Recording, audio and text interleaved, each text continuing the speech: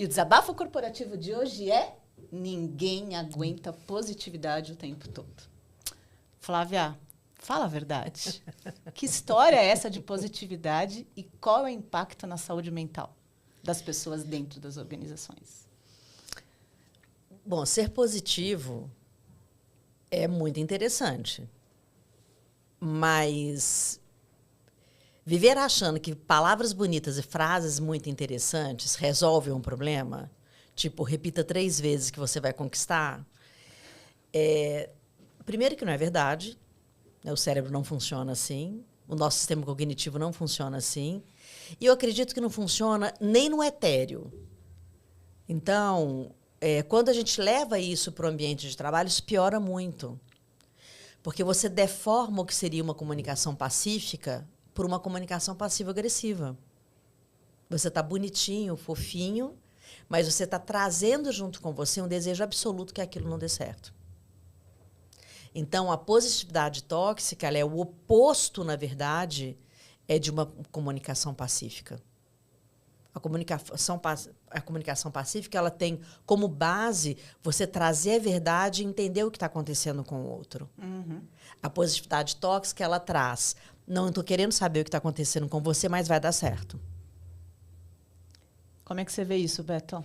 É uma agressão com um envelope de florzinha, Exatamente. né? Então, assim, a questão, muitas vezes, é que é cobrado também uma postura de positividade dentro do mundo corporativo e as pessoas não estão o tempo inteiro, né, na positividade. As pessoas primeiro confundem quando falam, temos que ser felizes.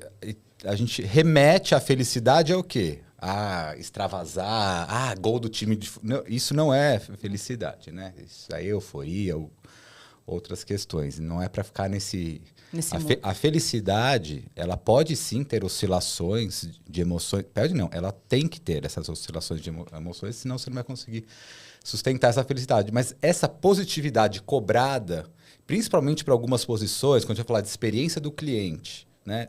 Você está dentro de casa, o teu mundo está acabando, mas tem que estar lá o quê? Sorrindo. Então, essa supressão da real emoção que você está sentindo para trazer essa emoção, essa falsa roupagem de positividade, isso faz muito mal, tanto para a pessoa quanto para o próprio ambiente, porque você vai contagiando o ambiente com essa falsidade, porque não é real, não é autêntico, não é verdadeiro aquele sentimento. E nada mais, assim, toda essa emoção suprimida, ela vai sair de alguma forma. E vai sair da pior forma, porque ela ficou ali contida, a panela de pressão está ali para explodir, e quando explode, vai para as cabeças. E aí, se for um desabafo, ok, né? Que nem a gente faz nossos desabafos aqui, é ótimo. Só que se isso durante muito tempo, de forma sistemática e recorrente, isso pode sim virar estresse, burnout, depressão, uma série de questões muito mais sérias, né? Eu tenho a sensação de que, né, as pessoas, aqui no Brasil em especial, a gente distorce muita coisa. Né? Acho que a gente acaba adquirindo algumas tendências e a gente vai para o extremo, né, do 8 para o 80. E aí a gente veio com a distorção de psicologia positiva é positividade? Não é. Não. Psicologia positiva não é isso. E a gente acabou criando ambientes nos quais tudo tem que estar bonitinho, todo mundo tem que estar sorridente, o líder tem que estar bem todos os dias, o time tem que estar bem, e não é real. Eu sou uma das pessoas mais positivas que eu conheço, as pessoas dizem isso. Mas, de fato, é pela a minha alegria de viver o meu bom dia. As pessoas... A Flávia talvez não saiba muito disso, Flávia, mas assim, eu sou aquela pessoa que as pessoas falam: nossa, eu sinto saudade do seu bom dia, eu sinto saudade do seu sorriso, etc. Mas, de fato, a gente tem todo tipo de emoções durante todos os dias das nossas vidas, né? E como a gente modula, como a gente trabalha tudo isso. Agora, quais são os sinais de que um ambiente está com essa positividade que você chamou de tóxica, né? E isso leva ao adoecimento? O primeiro sinal é não ser ouvido. Né? Assim, quando você não é ouvido, você não pertence àquele lugar. O não pertencimento é a primeira sensação que você tem que você está no lugar negativo. Seja ele positivamente tóxico, né, da positividade tóxica, seja ele um ambiente de exaustão. Né? Os dois olhares começam por você. Né? Assim, o diagnóstico é sempre eu primeiro e depois o ambiente. Não adianta você falar dos outros. Se você sente que você não pertence e que você não está sendo ouvido, muito provavelmente você está num ambiente como esse. Por quê? Como eu falei no início, a positividade tóxica, ela traz a roupagem da fala, uma fala que não está ouvindo o outro, que é o oposto da comunicação pacífica. Na verdade, nem é comunicação, né? Não é comunicação. A pessoa está falando o tempo inteiro aquilo que ela gostaria que acontecesse. Tem frases típicas, né? Quando você está contando alguma coisa para alguém e a pessoa te interrompe com mas pelo menos, né, você conseguiu isso. Ou esse é anular o sentimento do outro. E a positividade tóxica é anular o sentimento do outro. Ou de um time, ou do que está acontecendo na empresa. Não existe nada mais importante para deixar o ambiente fortalecido do que a clareza dos acontecimentos. Né? Empresas... Só fazer um parênteses, assim, a minha sensação quando eu vejo isso é do tipo, eu não quero sentir a sua dor, então eu tapo esse buraco rápido, com uma resposta politicamente correta. Qualquer uma, né? E aí você para de falar, porque eu não quero sentir a sua dor, porque as minhas dores já são suficientes. Não quero saber de você, né? E aí vem aquela e fala assim, mas fica tranquilo, porque vai dar tudo certo. Vai dar tudo certo, exatamente. Né? Eu acho que a grande questão das empresas é, primeiro, a omissão. Né? Existe a omissão dos fatos. Então, os fatos tomam outras proporções. Sim. Né? E uma pessoa que já não está se sentindo naquele lugar, ela, obviamente, num lugar de omissão, de mentira, de pouca clareza, e com esse tipo de relacionamento, né, que é um relacionamento absolutamente falso, ela não vai conseguir ficar muito tempo. Da tua experiência, porque, para mim, da minha bagagem, você está descrevendo o mundo corporativo como ele é. Uhum. Né? Na grande maioria. Mais de 30 anos dentro dele, né? Você também, né? Você também tem essa sensação de que assim, a cultura pregada é muito diferente da cultura real na grande maioria das empresas. Né? Na grande maioria. Claro, eu não só vejo avanços nas culturas, como eu vejo avanço nas pessoas. O que me preocupa é o olhar só nas pessoas, entende? Então, assim, vamos treinar as pessoas para que elas sejam mais produtivas. Vamos treinar as pessoas para que elas tenham pensamentos XYZ. Ou vamos levar empatia, treinamento de empatia, treinamento disso. Então, fica a responsabilidade no indivíduo e não na cultura. Quando você responsabiliza o indivíduo, claro, você está dando grandes oportunidades para aquele indivíduo se estabelecer como ser humano e crescer com todas as informações que a gente traz.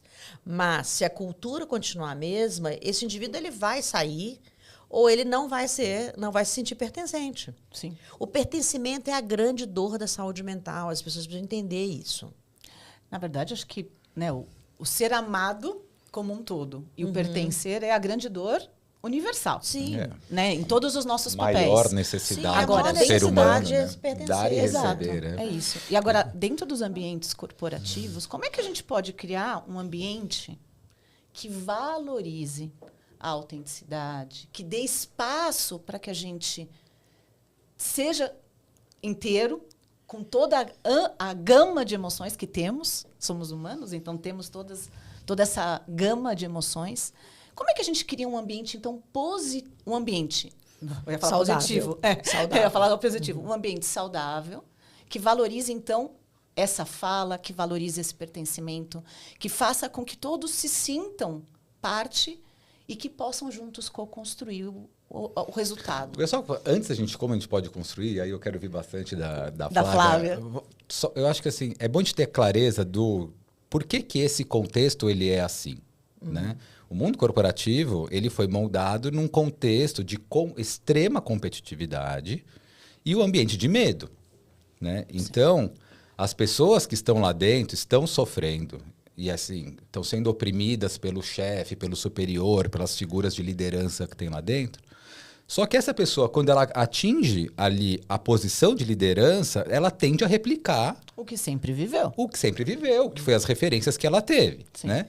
Então, no final da história, todo mundo ali é vítima e opressor. Né? Não dá para a gente individualizar esse olhar. É lógico que a gente traz essas ferramentas de potencialização do indivíduo, olhar para dentro, ok? Mas eu fiquei muito feliz quando a Organização Mundial da Saúde falou que o burnout é uma doença do trabalho. Então, assim, não é aquela pessoa que espanou. É o contexto que está tóxico. Né? Então, não é aquela pessoa que é frágil, que é mole demais, então ela não deu conta. Como se normalmente a gente traz esse olhar. Né? Ih, fulano não deu conta. Né? Só que quando a gente traz esta visão mais ampla e mais coletiva, quantas empresas dão espaço para as pessoas falarem? Né? Existem canais formais para isso? Conversas para que a gente possa falar como é que eu estou me sentindo? A visão ela é muito materialista. E está todo mundo até aqui, né, de tarefas e pendências, e eu preciso entregar minha meta no final do mês. Eu não vou perder tempo com esse blá, blá, blá. Só que, então, é exatamente essa sistemática que ela é muito perversa, porque as pessoas entram lá com super de um propósito legal, querendo fazer o bem, querendo construir um mundo melhor, e elas são trituradas por esse contexto tóxico corporativo. Você fica falando... E a sensação que eu tenho é tempos modernos. Ainda, sabe? Ainda. Desde fala o Charlie dele, sabe? Chaplin. A imagem... Né? Piorou bastante, porque acelerou, né? Acelerou tudo isso, assim, né? Então... Agora eu falei do caos. Vamos lá, Flávia. Traz um pouco de luz do fim do túnel pra gente. Como que a gente sai disso? Bom, eu faço consultoria nessa área, né? Assim, hoje eu sou ouvida, né? Mas imagina, o IDHL tem 35 anos. Eu sempre fiz consultoria em saúde mental e tecnologia, levando tecnologia com saúde mental. As pessoas achavam que eu era uma louca, completa, né? Hoje as pessoas até me ouvem um pouco. Mas ainda, eu acho que ainda tem algumas empresas que já estão entendendo que o marketing amarelo não vai funcionar e que realmente precisa olhar para a saúde mental assim, com um pouco mais de profundidade. Fala um pouquinho o que é o marketing amarelo, para quem não conhece. É igual né? o marketing verde, né? Eu já passei por esse também. Eu não vou contar a minha idade, mas eu já passei pelo marketing verde também. Da sustentabilidade. Que foi da sustentabilidade, né, meu amor? Tal, e agora da saúde mental. Né? Em Para a grande maioria das 1990... empresas é só em setembro também, né? Só em Começa setembro. o mês de setembro, vamos falar de falar saúde de... mental. E tem um monte de né? post. Primeiro de Outubro, já E começamos. tem outro Janeiro porém. branco. E tem outro porém. Saúde mental se tornou um assunto para qualquer boca. E não é. Não, amor. Não é porque você fez um curso que você sabe de saúde mental e que você pode fazer um diagnóstico. Não, você não pode. Fato. E você não pode dar 3 passos para o sucesso, para a alegria e para a felicidade. Não, não dá certo. Entende? E isso é um risco. Porque não só influenciadores digitais e outras pessoas que trabalham com comportamento humano estão se dando o direito de diagnosticar. É muito grave. É muito grave. Você fecha um treinamento e a pessoa começa falando que ela é especialista em saúde mental. Pera. Assustador. Assustador. Isso tudo cria não só uma ilusão de solução, como diagnósticos errados. Sim. E aí, sim, o caos que você trouxe continua caos. Porque começa errado. E tem mais um porém, né? A gente está falando de autenticidade, né? Se você pode falar o que sente, se você pode falar quem você é e etc. Eu já passei por muitos momentos em mentorias do RH pedir uma nota fiscal ou assim, são vários executivos separados, certo? Uhum. Então, cada processo tem um processo muito individualizado comigo. Muito individualizado, mas muito. E alguns pediam para que no processo e na nota fiscal não fosse o CID. CID é o diagnóstico que pode eventualmente aparecer naquela mentoria. Né? Porque o CID determina se a pessoa está clinicamente ou com depressão, ou com ansiedade, transtornos de ansiedade, o que seja, que pode trazer algo negativo na sua ficha do RH. Então, tinha que mascarar a verdade para que essa pessoa não sofresse uma cobrança da empresa. Uma consequência sobre o que ela estava clinicamente sentindo. Melhorou um pouco hoje? Melhorou. Depois da pandemia. Depois da pandemia, escancarou a questão da saúde mental como uma necessidade. Mas ainda a gente está no processo, quem passou pelo marketing verde, né? Que era o processo de... Até chegar em ESG. ESG é uma palavra linda, gente. Existe desde a década de 90. Ela só é uma palavrinha bonitinha. Ponto. Se as pessoas estão achando que isso é novidade, é porque não nasceram hoje. Porque quem nasceu no passado, como eu, sabe que é só uma sigla nova. E a mesma coisa está acontecendo com a saúde mental. Uhum.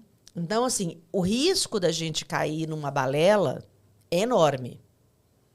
E aí não resolver os problemas internos. Agora, tem uma questão. A gente está falando de autenticidade na era de inteligência artificial. Certo? Que também já existe há muitos anos. Mas a generativa, com o ChatGPT, ela veio com toda a força. Então, qual é o cuidado quando a gente fala de autenticidade? Nós estamos pedindo autenticidade replicando uma outra inteligência. Porque a inteligência artificial não é burra. Ela não é burra. Quem está achando que ela é burra, ela não é burra. Mas ela está repetindo padrões. Se hoje o RH, por exemplo, ele faz uma seleção de pessoas a partir de uma inteligência artificial, nós estamos padronizando como foi o início do sistema corporativo. Corporativo vem de corporação militar. Sim. É isso que o sistema corporativo é. E o RH está utilizando a inteligência artificial para moldar a cultura. Então, quando ele recebe uma pessoa para conversar no último estágio, ela já se enquadrou em algo que a inteligência artificial achou que combina com aquela cultura. E a gente continua assim, replicando o passado. Tem uma pessoa que eu gosto muito, inclusive vou entrevistá-la agora na semana que vem. Ela estava tentando discutir com o RH a não aprovação de uma pessoa que foi escolhida por inteligência artificial, porque ela queria passar aquela posição para alguém que já estava na empresa e que ela estava preparando essa pessoa para essa posição. Eles puxaram uma outra pessoa por entrevista, que ela não conhecia. E ela é a gestora? Ela é a gestora. E ela falou, olha, eu preciso conversar, porque vocês não estão entendendo. Não existe isso. Isso eu não quero. Eu quero essa pessoa que eu estou preparando. Não, mas esse tem mais o fit da empresa. Que fit, minha filha? Eu estou preparando uma pessoa que é o fit que eu quero. Então, isso é uma coisa de muito... confiança, né? São coisas que são muito pouco valorizadas, né? Pois é. Agora, vou jogar uma pimentinha nessa história? Vai. Só está acabando o nosso tempo. Temos 2 minutinhos, a gente precisa terminar. Esses falsos gurus, esses pseudo-gurus aí, né? Da saúde mental que estão surgindo. Não é importante, olhando como sociedade, que a gente estava num pêndulo muito de um lado, de assim, não tem espaço para falar sobre isso. E agora, estamos nesse movimento de assim... Por pior que seja, está falando de uma maneira errada, com um monte de conceitos errados, não sei o quê, mas está tendo espaço para falar sobre isso, para que daí, com o tempo, esse pêndulo que foi de um extremo para o outro... 80, chega no 40. Não faz parte, acho que, num processo de evolução da gente como sociedade? Eu acho que todo pêndulo é evolução, né? Mas o risco do pêndulo são os opostos, né? Nós vivemos hoje... nessa situação. Sempre opostos políticos, opostos de opinião. O meio termo, a narrativa do meio do caminho, que é a narrativa da saúde, da sustentabilidade, ela não existe, essa narrativa. Ainda não. É porque assim... Vai demorar muito. A gente então, tem que buscar esse equilíbrio, né? Pra gente acabar o nosso desabafo. Agora, você queria jogar pimenta? Não dá mais. Para fechar, Flávia... O que você entende, e é para fechar mesmo, não para abrir, o que a gente entende, como você entende a questão de como criar um ambiente no qual a positividade, um ambiente saudável, que exista autenticidade, que exista... Ó, que bonito, até alarme tocou. Que exista um ambiente saudável. Como a gente cria esse ambiente saudável que a positividade não seja esta tóxica?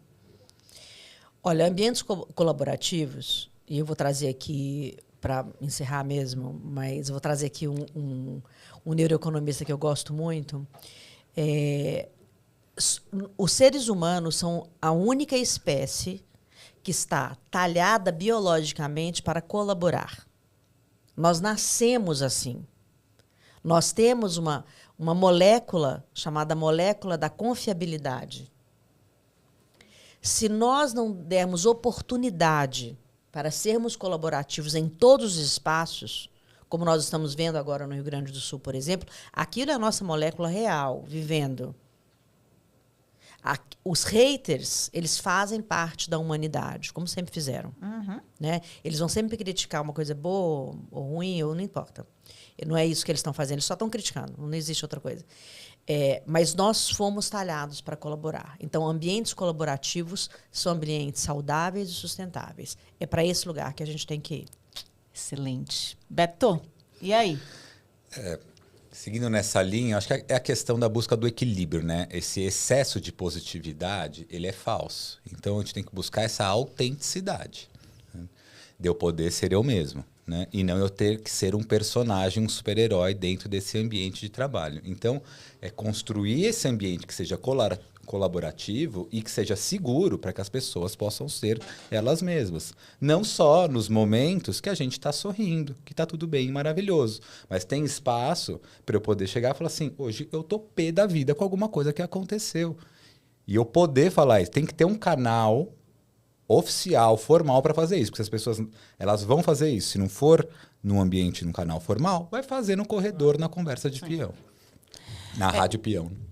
Todo excesso é prejudicial, né? Acho que a questão é como a gente encontra o equilíbrio necessário para que a gente possa colaborar, co-construir e aí dar vazão à natureza humana, que é a colaboratividade e a confiabilidade. É isso? É isso aí. Valeu. Obrigada. Obrigada.